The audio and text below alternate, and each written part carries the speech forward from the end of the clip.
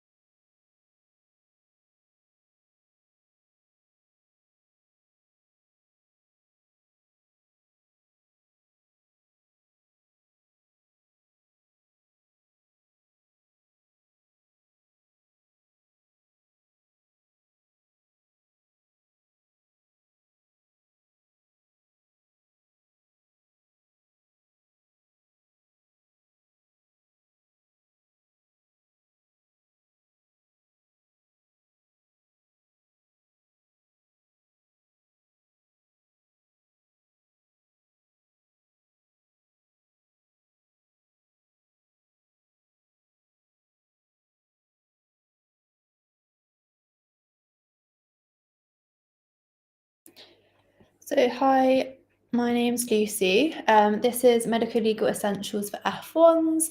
We're going to be looking at how we navigate responsibility and risk. I'm not an expert on the subject, but it's just a quick overview of some of the things that I picked up during my F1, which I think might be important going forward. So a little bit about me to start with. So I'm currently in F2. I work at Hull. I'm currently on my stroke rotation.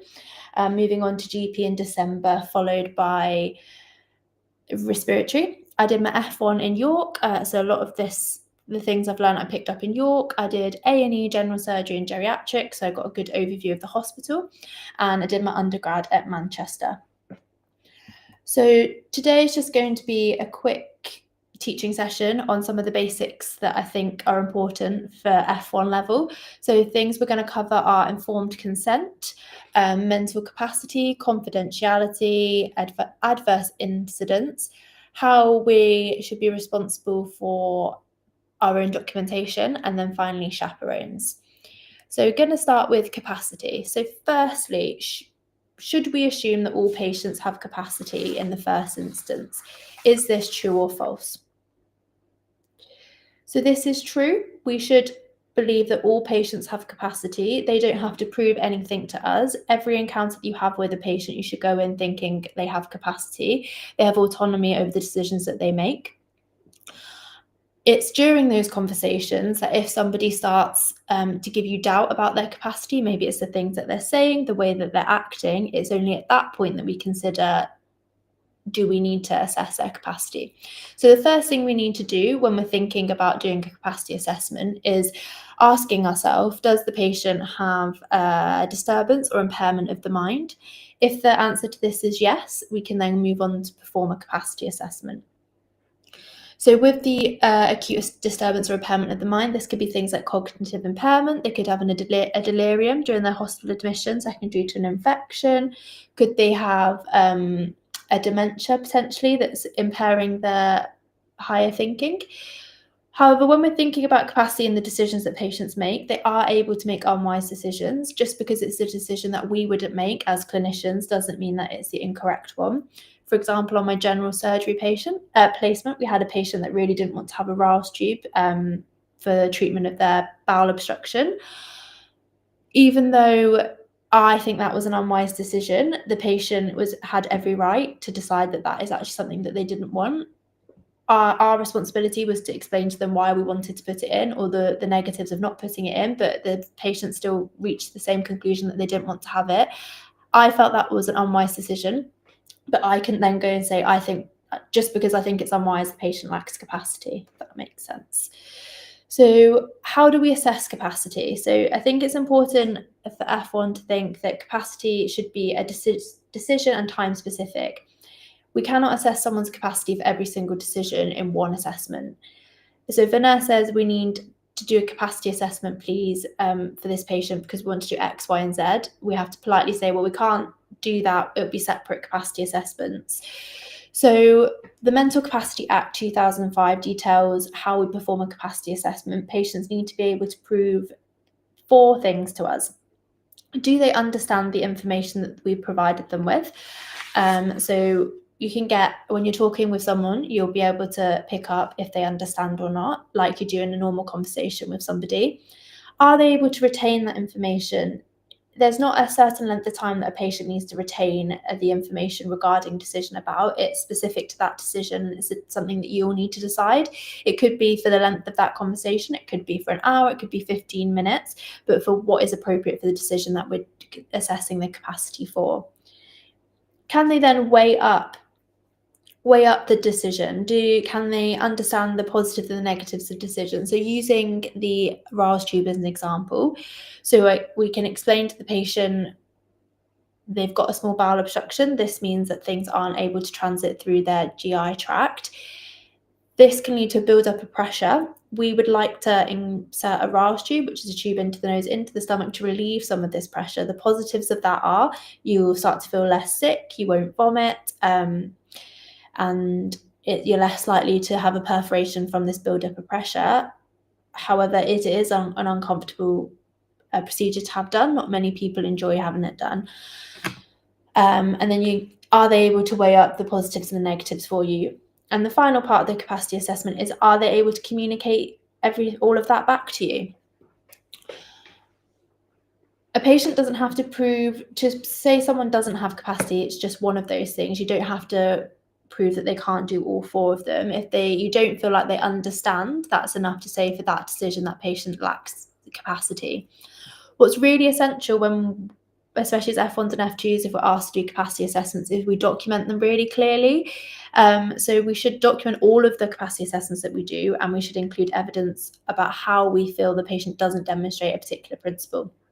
So for example, Mr. X lacks capacity to decide, and then you need to put the specific decision and the time that decision relates to. Moving on to what principle they can't tell you. So for example, they weren't able to understand, I think this because when I was telling them about the importance of the Ra's tube and what the procedure was, they replied, I'd like to see my mother, or something that was completely not related to what we were talking about. And then, so another example I've got here is Mr. X lacks capacity to decide whether he should have morning personal care, as he was unable to communicate due to being drowsy. So you put the principle, you put the decision that is around, and you put a reason why you think that. A lot of trusts will have proper paperwork for you to fill in, but if they don't, just make sure that you're following the decision, the reason, and the principle that it responds to. So I've got a scenario now. So we've got an 80-year-old gentleman. He's on the geriatrics ward. He's been admitted due to a severe CAP. He's needing a bit of oxygen. He's also been started on some IV amoxicillin and some oral clarithromycin. During this admission, he's been quite delirious. He's been pulling out his cannulas. He's been wandering at night, and we think it's due to the infection that he's got. This morning, he's refusing to have his morning medication. So this includes his IV amoxicillin and his clarithromycin. And then the nursing team come to find you in the hospital, in the doctor's office, and they say, would you be able to form a capacity assessment on the patient regarding this decision? So who would perform the capacity assessment? So I personally would perform this capacity assessment. So the first thing is, do they have an acute disturbance of the mind that can impair their decision making? Yes, they do. Their infection has been complicated by an acute delirium. And then, is it time and decision specific, the thing that we're assessing capacity? Yes, it's about the morning doses of antibiotics. So the decision is about taking the antibiotics in that particular morning. So when we're assessing, do they understand? So you would go up to the patient, explain to them that they've got this infection on their lungs that's requiring some antibiotics. This is how we treat the infection. They're also requiring oxygen, which shows how severe the infection is. Without the antibiotics, they're unlikely to get better. They could get worse, and they could deteriorate. And unfortunately, one of the complications could be death. Then you would need to get them to retain that information for however long. Could that be the conversation? Would you go back in 5 minutes? That's the decision for you. Can they weigh up? So you've given them the positives that make them feel better. It combats the infection. We should give them some alternatives as well. So in this, could they have oral amoxicillin and oral clindamycin? Is the problem with the fact that they don't like their cannula? So exploring that with them. And then can they communicate their decisions back? If this gentleman could say, yes, I understand that I need the antibiotics because I've got this severe infection. However, the cannula is really sore. It's really hurting me. That's why I don't want to have the IV amoxicillin. This patient, even though they've had delirium during this, has capacity about this assessment. And then at that point, we could think about giving them oral antibiotics and making sure that we have the least restrictive way of meeting their needs. So moving on to talk about informed consent. So what is informed consent? So all patients have the right to be involved in the decisions about their care. So this could be treatments or investigations that they're having. The process of informed consent, which is when we take consent, particularly for procedures, is that we provide patients with information about the proposed treatment. This can be all the options that are available, not just the one that we're talking about, the benefits, and then also the risks that are associated with this. Complex procedures, so these could be things like operations, endoscopies. The consent needs to be taken by someone who is competent in that particular principle, or ideally the person that's carrying out the procedure. So to be competent, you need to have the knowledge of the proposed intervention. You need to have a certain level of knowledge around it. Could be the fact that you're going to perform the procedure, or you've seen the procedure lots of times, or you have done the procedure. So an example of this for me was when I was on general surgery. I got asked a couple of times to consent patients before they have gone down to endoscopy. I have never witnessed an endoscopy, not even at med school. I do understand the principles of it. I understand why we do them, the other options, and some of the risks. But having not actually been in an endoscopy lab, not knowing the particular, how often the risks occur, I didn't feel that I was competent to consent patients for endoscopy. So I informed them that I wouldn't be doing that. And that's okay. If someone asks you to consent for something that you don't feel competent in doing, you need to speak up, because if you do then consent the patient, it wouldn't be proper informed consent because you yourself aren't informed on the procedure. There are things that we can consent for, and if you go and get all this additional information, for example, if I'd then gone and spent lots of time in endoscopy, I'd made a real effort to understand it, witness loads, and then I felt competent at that point, even though I wasn't doing the procedure, I could take the consent of the patient. So what we tell the patients when we take consent has been solidified during a Supreme Court ruling. So it's called the Montgomery judgment. So it's based on a lady who was admitted for the delivery of her baby. She had diabetes during the pregnancy and had a large fetus. The risk of shoulder dystocia are 9 to 10% with large fidate fetuses. And then following from that, the risk of cerebral palsy with a vaginal delivery is about 0.1% due to the hypoxia. Miss Montgomery was not informed about the risk of shoulder dystocia and was not offered a C-section.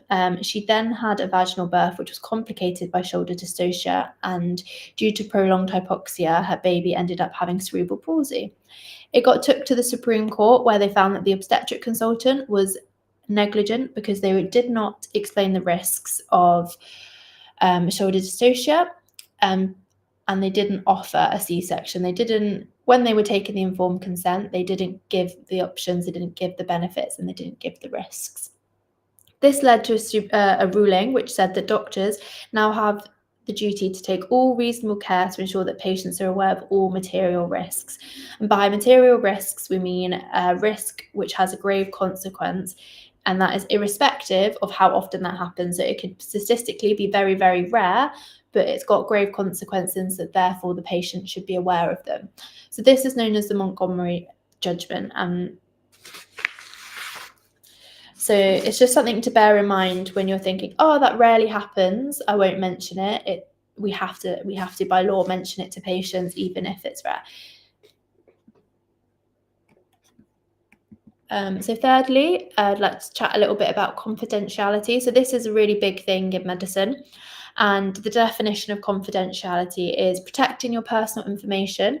Professionals should not disclose personal matters about patients or services unless given permission to, or it's absolutely necessary. So I think the absolutely necessary bit is very interesting, and those are the things that we as doctors should be aware of for when we can break confidentiality. So it's not a blanket rule. We don't have to keep confidentiality on everything, because there are things that we learn that need to be disclosed, but it's those very specific situations when we are able to disclose them. So certain things, examples are, we have to report certain infectious diseases to public health authorities. This doesn't mean we should do it behind the patient's back. Patients should be involved in all the decisions around breaking confidentiality, and you should, for the most part, make sure that they're on board with it before you do it. That's best practice. If we are complying with court orders, we must provide information. But we don't necessarily have to provide information just because, for example, a police officer asks you for it. You have to use your judgment about whether it's appropriate to share that piece of information.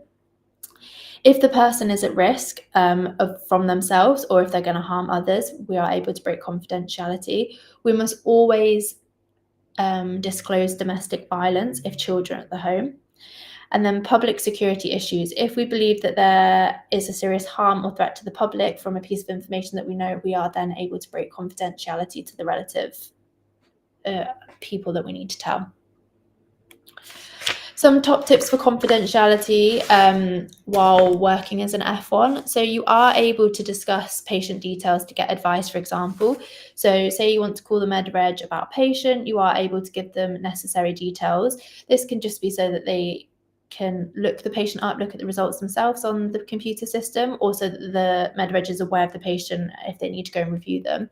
However, it doesn't mean you need to share absolutely everything about the patient. So unnecessary details such as their address that you might have, you don't need to share that with the med reg. Just the name, the NHS number, just ways that they're able to find information about the patient to provide the advice. We should never discuss patients in public places, for example, the canteen, even if you're with your medical team, so that they're all involved in the care. It's a public place, you don't know who's around you, so it's just keep talk about patients to the doctor's office or to the ward itself. Similarly, if you're giving family updates, for example, avoiding the corridors and things like that, making sure, if possible, it's not always the case, but you can go into the relatives' room just because you don't know who's around on the ward, for example, to listen in. Where possible, we should use initials when we're writing, say, job lists. I like a job list, so I will often just put the initial and then the bed number to help guide, because if I lost a list and I had the patient full name on, that's losing patient details across the hospital. Similarly to that, we have to make sure that we dispose of our handover sheets. So in our hospital, we print out sheets which have patient names, their bed numbers, NHS numbers, and a bit about them on at the start of the day. These have to go in confidential waste bins, not normal waste bins. And if somebody finds one of your handover sheets left around the hospital, it will end up being a big issue. So they're my top tips for F1s. And just if you're not sure if you can share information, you can always ask for advice. You don't need to tell all the information. Just find senior colleagues and talk around it a little bit, and then you'll get an idea about whether you can or you cannot. You're not in it alone at all. So adverse incidents. So this is anything that could potentially result in harm to the patient, or has resulted in harm, or may do in the future. So these could be a variety of things. It could be drug prescribing errors, drug administering errors. If you've, say, labelled the patient's bloods with the wrong stickers, that's an adverse incident. So we're all under an ethical duty. It's called the duty of candor. So if we there is an adverse incident or a mistake is made, we need to inform patients about what's gone wrong. We need to apologise, and then we need to take steps to prevent future harm to the patients. So we need to learn from it. So if we're involved in a serious incident or just an adverse incident, make sure that you write a factually correct statement in a timely manner for your trust. That just helps things along. And even if it's not a big thing, it's always good to reflect on it in your portfolio as well. For example, when I was in A&E, we had an incident with a blood gas and then a blood test result where a low magnesium was missed. There was no harm to the patient. However, we informed the patient, we apologised, said how we're going to take steps to prevent that in future. So, for example, in our trust, you now need to, when I do a blood gas, I'll always look at the potassium, make sure that's like the first thing that I look at. And then I reflected on it in my portfolio about how I'm going to make steps to not make that mistake again.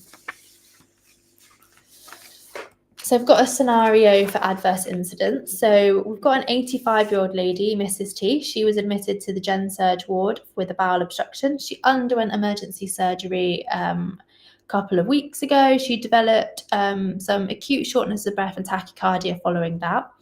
She had a CTPA, which showed that she had a P, unfortunately. And then as her medical team, we started her on some enoxaparin. Then, several days into her admission, the surgical team decided to switch her to apixaban rather than the enoxaparin so that she was ready for discharge, because she didn't fancy doing the enoxaparin at home. So thought we'd pop her on a tablet, better for her.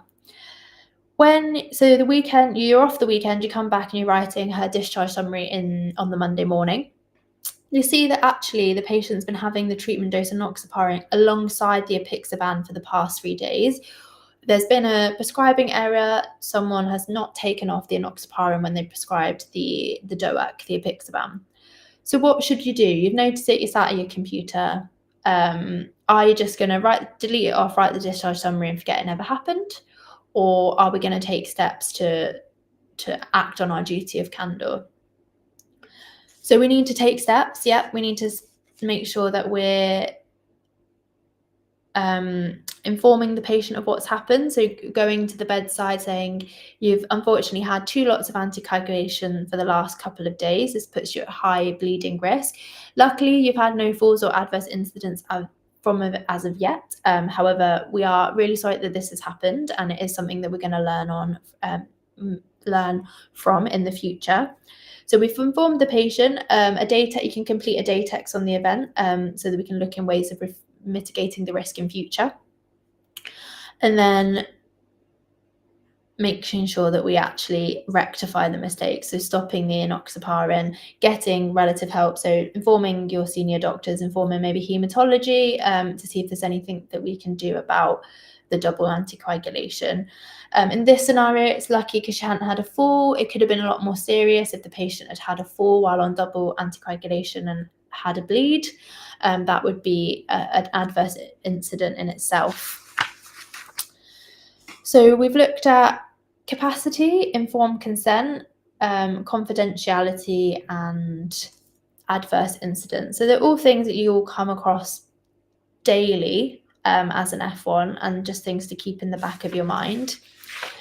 So chaperones is something I want to talk about as well. So we're all drummed into us when we're doing our OSCEs to offer a chaperone before we do examinations. So I was just wondering if anyone had any examinations that you'd particularly want a chaperone for, ones that you think every single time. So for me, I actually just ask for every examination now. I just say, would you like a chaperone? I can grab one of the HCAs or one of the nurses if that would make you feel more comfortable, because there's no absolute guidance about when and when we shouldn't use chaperones. It should be based on the individual patient, because for some people an intimate exam will be very different. So things like PR exams or genital exams we typically think is very intimate exams, but for some people just having a respiratory exam where they have to take their top off can be really uncomfortable. So it's nice to offer that protection of a chaperone for them and for you. If a patient doesn't want to have a chaperone, that's their choice. It just needs to be documented that you've offered, they didn't want one. And moving on from that, the GMC just say that you should always offer. It's your responsibility to offer. It's not the patient's responsibility to ask you for a chaperone. If there's not one available at the time you need to do the examination, you should approach the examination at a later point when one becomes available to you. And then finally, I just want to have a chat about documentation, because I think this can be really important. This is really important, especially in F1. And it's something that I found important when getting advice or when making management plans for patients when I'm on call, if ensuring that I've documented advice that I've gotten properly. Because if you don't document some advice that you've got or anything like that, if anything did happen, and when we're going back through the notes, because that's what gives you the picture of what the events, no one knows that you've got that documentation, and that risk is on you then, because you're the person that's seen the patient, you've made this management plan, and it looks like you haven't got any advice. So now, when I'm seeing unwell patients, I'll review them, make my plan, and then if I want to get some advice from a medical registrar, I will give them a call, fill them in, and then I will document everything that I've discussed with them. So I'll document what I've told them, and then advice that's come back from that, and I'll document clearly, like advice from MedReg name, the time that I've got it through, what I've told them about the patient to lead to this advice, and then what we're doing about it, and the time at which we've done that. Another thing that's really important to document is family updates. As an F1, I did lots on Jerry's, lots and lots of family updates. And when you're strapped for time, I think it's the first thing that you think, oh, I don't need to document that. But it's actually really important, because a lot of complaints that come in are from a breakdown of communication between healthcare teams and family members, is what I've noticed. And when family don't feel like they've been updated, or they're getting they didn't understand the update. So for your future colleagues, and then for any complaints that might come in, it's really important to document all the conversations that you've had with families. So what I do is I will say who the conversation was with, the time, the date, and what I discussed, why we discussed it. And they might have asked for an update. The patient might have been deteriorating. We might be approaching discharge, like the background to why we're having the conversation. Everything that I've said, any questions that they've asked, and anything that I've replied in response to that. Any outcomes of the conversation. So, for example, if we talked about doing a particular referral or anything like that, I will say, we discussed this. An example of this, recently I had a conversation with family members, and the outcome of it was we wanted to be referred to chaplain service. So the outcome of the conversation was the plan was to refer to chaplain service, and then once I'd referred, I documented that I'd done that as well. We have paper notes at Hull, so this will be different depending on where you are. I've just done a little diagram of how I like to set out my note. So firstly, I like to put the date, and then the time at which I've written the note, or the time at which the chat occurred.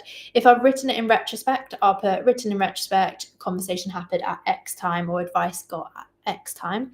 Then my main body of text, depending on what it is. So is it a family update? Is it advice I've got? Is it a review? And then I always sign it with my full name, my job role, and then my GMC number. Just so that it's very clear who's made that, who's documented that, and things like that, just so that whoever's reading it next knows that, for example, if I've given a family update as an F1, that doesn't mean that the reg might need to also give a family update. So it's just good to know your grade when you've done that. So that's it. I did say it's going to be quite a quick teaching session over just some of the key things that I think are important and that I've picked up during F1. So make sure you document everything. If it's not on, if you've not written it down, it's not happened, unfortunately, because it's the only way of documenting. Well, it's the only proof that we have that we've done things, we've had conversations. Don't take consent unless you feel competent in the particular procedure. However, that doesn't mean you can refuse doing consent for everything. You can go away and learn how to consent for things if you're interested. Capacity needs to be decision and time specific. We need to ensure that we're not just doing capacity assessments on every single person for their whole admission. You need to be clear about what you're doing the capacity assessment for, and making sure you're documenting that really clearly. We need to make sure that we're offering patient chaperones, because that, again, navigates risk for us as well, because we've got someone then always document the name of the person that's chaperoned for you. And then confidentiality, just making sure that we're keeping very tight with our patient details. We're not giving away information that we shouldn't be giving away. One more thing I want to say about confidentiality was, for example, when somebody calls the wards and says, "Oh, I want to have an update about my family member X, Y, and Z," they tell you who they are. It's really good practice to be like, you shouldn't, in the first instance, don't confirm that the patient's on the ward, because you don't know the background, and that in itself is giving information away. Say, okay, just bear with me 1 second. You've got their name, you go find the patient, say, this person's called up. A, do you want them to know you're in hospital? Be happy for me to give them a medical update. If they say yes and yes, you're able to document this and you're able to give the update. If they say no, just return to the phone and say, oh, unfortunately, I can't find a patient of that name. Or if they're happy for them to know they're in hospital, you could just say, yes, they're in hospital, but unfortunately they don't want you to have an update on the phone. They'll tell you themselves or in person. So just be really tight on who patients want you to talk to. The feedback and certificates are available at this link. You just fill out the form on the Bleep website. If there are any questions,